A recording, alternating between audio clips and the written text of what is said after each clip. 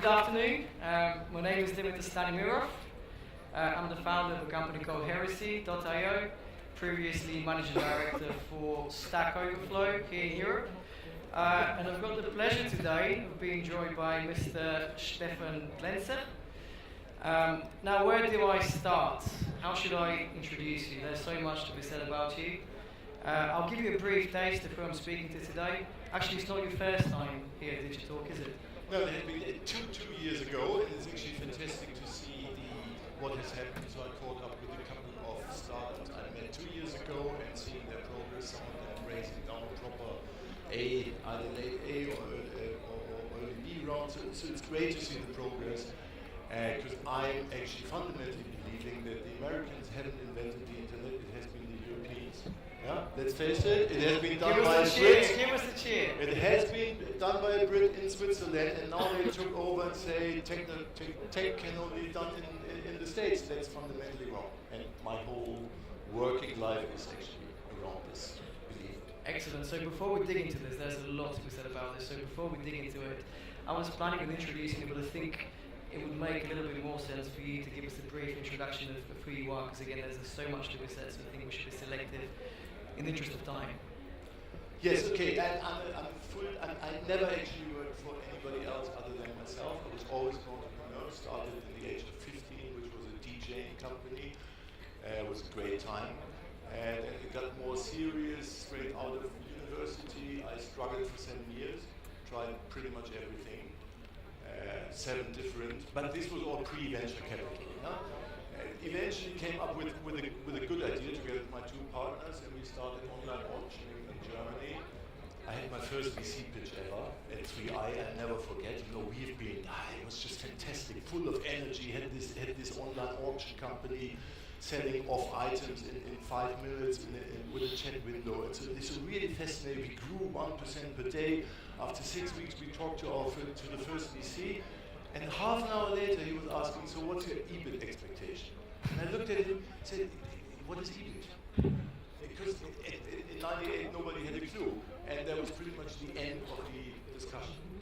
So I took a big learning out of this experience, because it turned out to be quite successful, this venture. I took a learning and fast forward to 2009 to make this a bit more relevant. In between, I was co-founder of Last.fm, which gave a second right of entrepreneurial experience and fun. And since 7, respectively 5 years, I'm together with 2 great partners, Eileen Burbage and Robert DeGiro. We do passion capital, pre-seed or seed stage investment, penny-wise.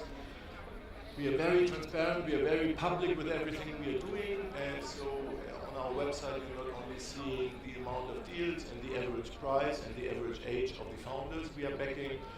You learn more about their star sign, and maybe it's more relevant for you, there's the term sheet on the website, the long form document, everything is on there.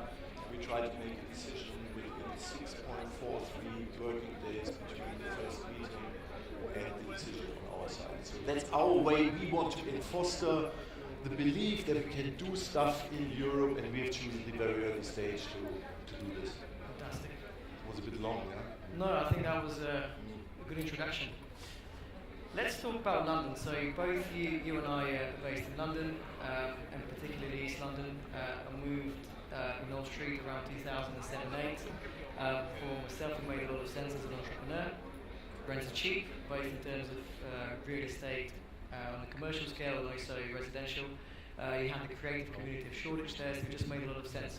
But you made that very same move in 2009, I believe, when you set up Passion Capital as a VC, which was what many people would have thought was a ludicrous move, because most VC funds were based in West London and still are. Why did you choose East London? Like so many things in life, pure coincidence, because in 2000 when we set up our Ricardo UK, we found it super cheap. I was stunned by the rates and rents in London. So we found a great office which was located next to the old Street tube station, which is in the center of the East, the Silicon Mill roundabout. And out of this, there was love to the east side of London, yeah, because I think creativity is done by young people, and young people tend to live where the rents are cheap. So you have to be there. Yeah? Maybe one artist, maybe 2 or 3 artists who produced a great album once they've been older than 35 years old. There isn't that much. Great albums, great songs, yes, but not great albums. And it's the same art like the startup creation. Yeah? Everything, I mean, all the big ones, other than Jeff Bezos, these guys started in a very, very early age. Yeah? So I think that's the biggest potential for creativity, and hence we move towards east. So you thought it was a strategic move. You thought the best talent. Strategic is a big word, so I would not do. So talking strategic and startup is a mismatch in itself.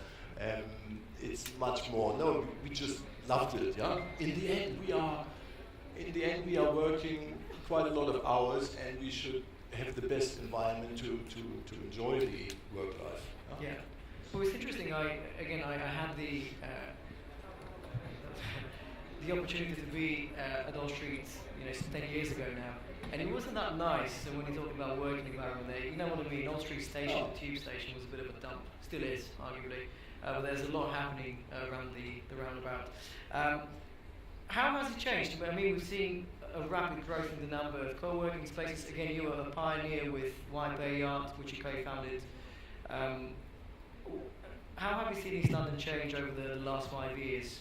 So what's beautiful in London, and I'm originally from Germany, moved to London in 2000. What's beautiful in London, there was never, it hasn't stopped. Yeah? In Germany, the market totally collapsed in 2001, 2003. There's probably 3 starters having been found in Germany in the years 2001 to 2004. But in London, it never stopped. It continued. The likes like Skype and the Skyscanner and King and all these companies who are worth now between 5 and 10 billion, they've been created in that time. So that helped actually to enter the next phase of the whole startup movement. Because with big successful companies, first exits are below 100, then you enter a market like where you are in Bulgaria right now. You're probably in the time where you'll soon have, I think 1 or 300 million exits. You're going to soon have probably something closer to the billion over the next 3, 4, 5 years. And this will foster back into the ecosystem. And that's what we saw in London happening since 2000. Compare this to the Valley, there it started in 1948. Yeah? So it's still a long time to go when we are talking not connected digital, but zeros and ones. So some of the businesses you just mentioned, Skype, King, they're not native, they're not London native businesses. So what do you think? You're not native London, I'm not you live there, native. me neither. So I think that comes with a package. That's the city. The thing that I'm wondering is, from your standpoint, what do you think made those companies choose London as their headquarters or as their place to scale and grow over where they originally were founded? What makes London arguably the Silicon Valley of Europe? No, it doesn't make it. It'll never be another Silicon Valley in wherever. Yeah, let's forget this bullshit. That's not happening.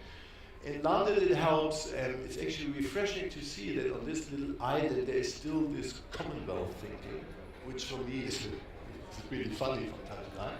But they actually literally think they are leaders of the world, down to the language, down to everything. So that helps with the more bigger approaches and bigger ambitions to these startups.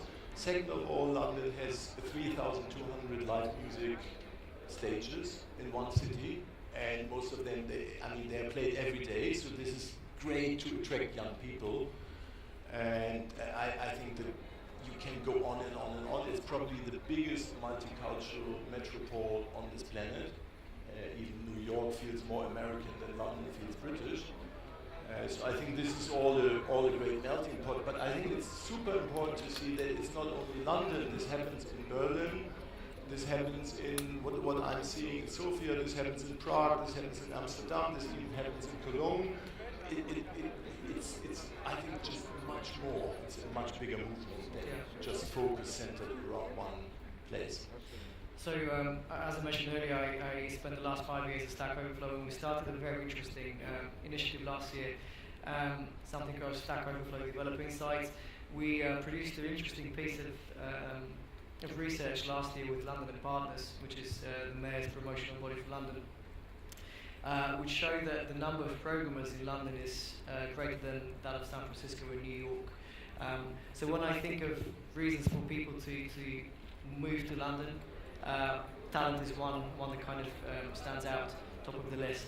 Now, having said that, that comes at a certain price. What is your opinion of businesses, and do you look at them favourably or as an investor?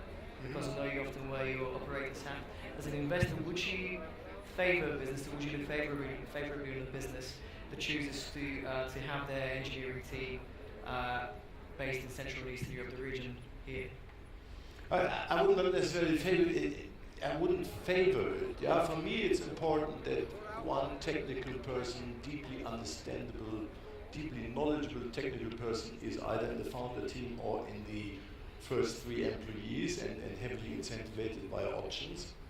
That is actually more relevant. Whether it makes sense to have development departments, very much depending on the industry you're operating in, and on the quality of how your company is organized to deal with decentralized structures.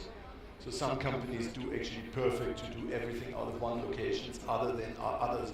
I'm just looking at one which is set up by a 15-year-old founder. He has 24 employees all over the world. I mean, it's just amazing, yeah? And he does this from his own bedroom. So this is another great example of how you can structure a company decentralized. Personally, I prefer the centralized ones initially because you can create this beautiful vibe. Keep in mind, if you start a company, the first 15 employees, they are your core. They are the heart. I had the pleasure of having been at Google Zeitgeist, I think 2 years ago, and I was sitting next to Carolina, and I asked her what's she doing, and she says she's with Google, and that was all great. And then I said, oh, how long? And she said, yeah, I'm employee number 16. And I got up and gave her a kiss, actually, because I thought this is absolutely amazing.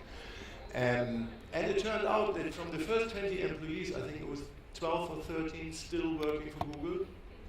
I mean, what a fantastic culture you have created. And this culture leads to the next bigger success. And talking about Europe, we need to eventually, over the next 10 years, get there.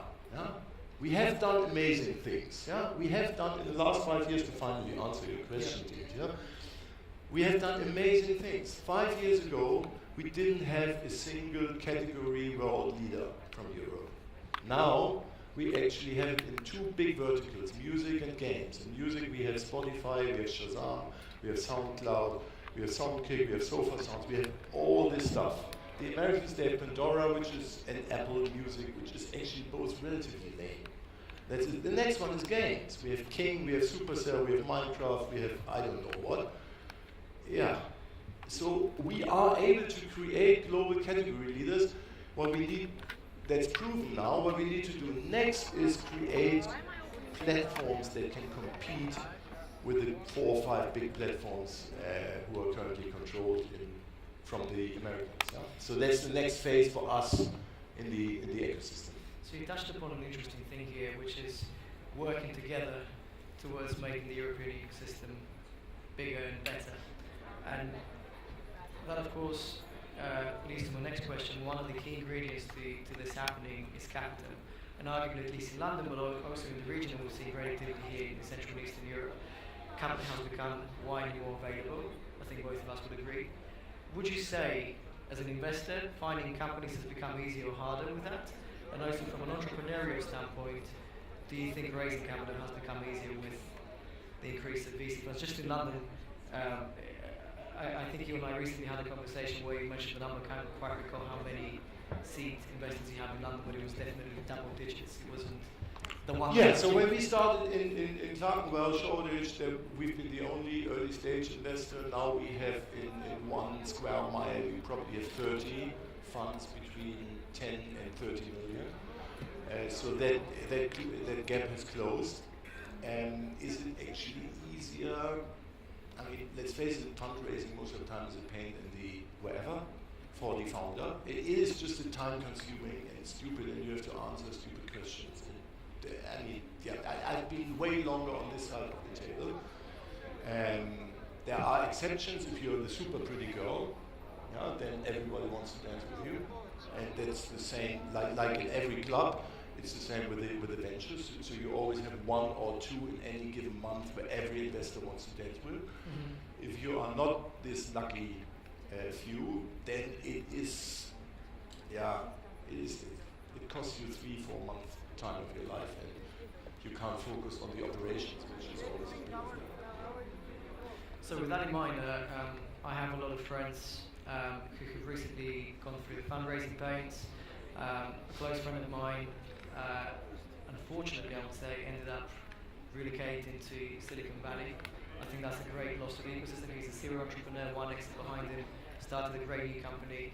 They raised a seed round in London, and though they had fantastic traction, really good clients on board, etc., they really struggled to raise money in London. I would say they're one of those great businesses that come once in a while, and yet he really struggled. So my next question is around the so-called export of talent. So he was attracted by this Hollywood schmarrn, yeah, called Silicon Valley. I wouldn't yeah, say no. I actually think for a proper company, we have now in London and in Europe, we have actually, I'd say, at least 10 to 15 funds who get it in the A round, and who should have. I mean, I don't know any background. In general, as a European entrepreneur, Dimitar, name me 5 people from the last 7 years who went from Europe, went to the States, and created a success. Let's define a success 500 million plus. Name me 1 person or 2. I name you easily 5 to 10 who have done the same out of Europe in the last 7 years. So there is no reason to leave. It's quite the opposite. You get screwed over there. These lawyers, they charge you money for crazy. Your talent, once you have found the people, it's actually fantastic, but then the next kid around the block who happened to raise 750 million just pays double, and you're losing your devs. It is, I would not recommend going there. I would recommend going there once you have found your product market fit, and then open up sales offices over there. Because the Americans are great salespeople, so hire them and bring them on sales. So I'm not going to defend Silicon Valley by any means. And it's interesting what you say here, though. So Hussein Kaji, who's speaking here tomorrow, I'm not sure if he's around today, but he's another early stage investor in London. You Hussein know each other. He's got this strong opinion. He speaks about it quite openly. One of the things that they encourage their companies to do is to actually relocate to Silicon Valley. That's because he's American. He is American. Well, he is from California. Yeah, of course. We have this heavily influenced. Sorry to interrupt, but we have this heavily influenced American VC scene. Yeah, they're not only telling us we are the only ones who know how to start techie companies, but we are the only ones who know how to invest. I'm allowed to say my partner's American as well. Aline is American, and I'm in dear love with her. So it is nothing personal. But no, I don't think so. And I've asked Hussein the same question with the European entrepreneurs, and he couldn't give me an answer.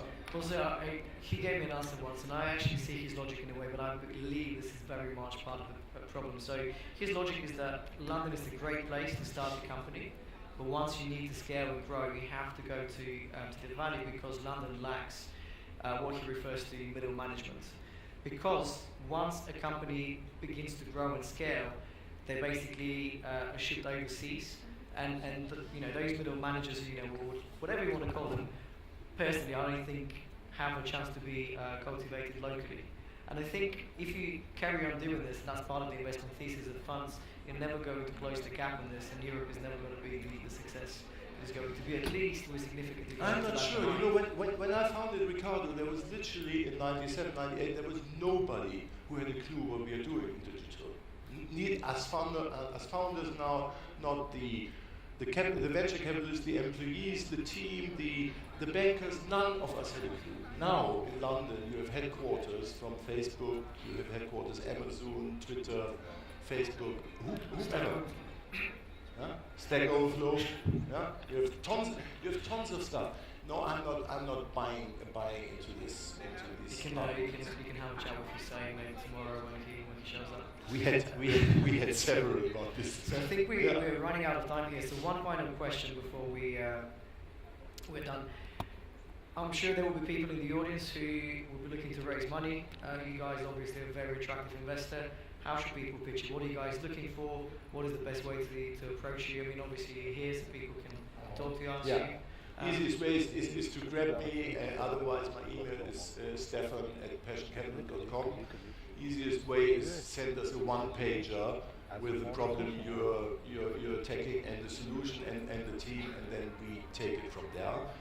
To bring a little bit of reality in here, so we see between 200 to 400 deals per month, and we invest in 1.34 per month at the moment. So the chances are slim, but luckily it's not only us, but there are probably 50 funds out there, so this way your chances.